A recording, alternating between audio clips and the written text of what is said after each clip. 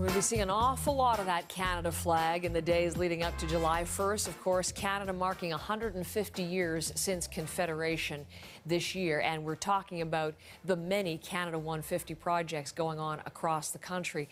Today, the story of a student group marking not just the history, but also looking to the future, a future that it hopes will have people starting a whole new chapter of their lives, a chapter without bullying. It's an initiative of the Student Unity Project, and representing the group is volunteer social media director, just about to graduate from Ryerson, Emily Fattah, with me this morning. Emily, good to have you here today. Thank you.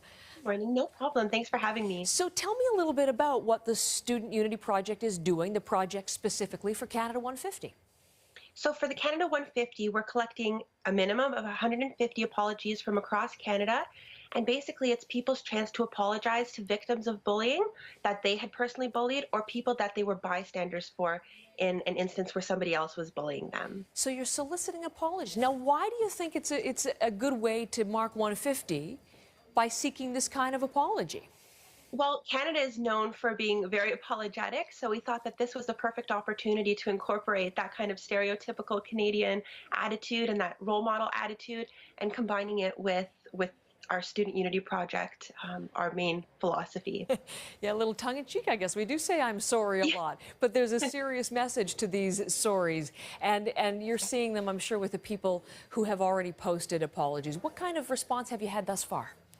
A lot of people are liking the initiative and they're interested in it. I think it opens a discussion. So even if one person specifically isn't apologizing and they see other people apologizing, it still creates that discussion and that kind of mentality that maybe I should think about what I'm saying before I say it, or maybe I should stop being a bystander and stand up for someone that I see being bullied.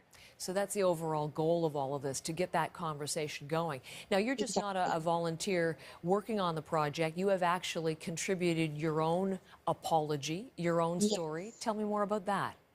So towards the end of elementary school, I was kind of being bullied, and then in my 8th grade, I kind of gained that popular status, and as soon as I gained that, I was afraid that if I didn't bully other people, then I would kind of lose that and go back to being the victim.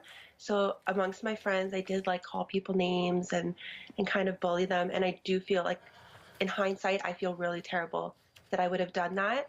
And at the time, I knew that it was wrong, but I still did it anyways, and I really regret that. Yeah, I was reading yours. Apologies to the students, everybody at St. Lucie, for being a silent bystander. What's it feel like to write that apology? I mean, to put that down, to commit it in this way? It was difficult, and at first I was thinking oh, I've never been a bully. I've only been a victim of bullying. But then when you really start thinking about it, I think all of us have been a bully or contributed to bullying by being a bystander in some way.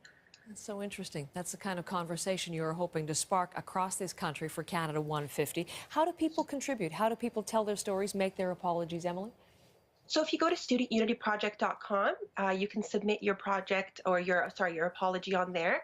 And Live 8 Productions, Inc. is working along with Student Unity Project to compile all of these apologies, and we're going to be making a video to broadcast across the nation. Well, we will look forward to seeing that, and thanks for the time, telling us about what you're doing and what you're doing with your student group.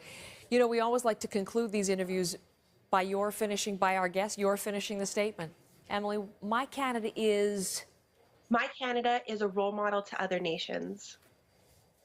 Beautiful thought, and so in keeping with what you've been telling us about this morning. Thank you so much, Emily Fattah. Have a great day. Thanks for being our guest. What are you doing for the 150th? We want to know with your stories, your photos, your videos. You can tweet them to us at CBC Morning Live. Email is morninglive@cbc.ca. And you can reach out through Facebook Messenger as well.